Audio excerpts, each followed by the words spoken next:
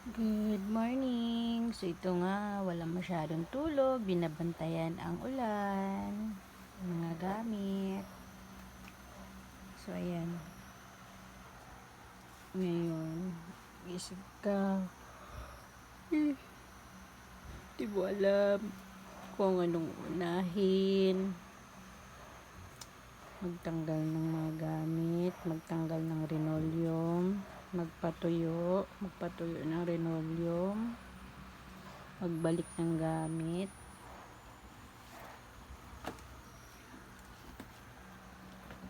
Ay.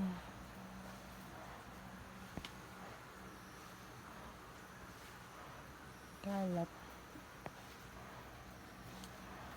Medyo nawawala na siya.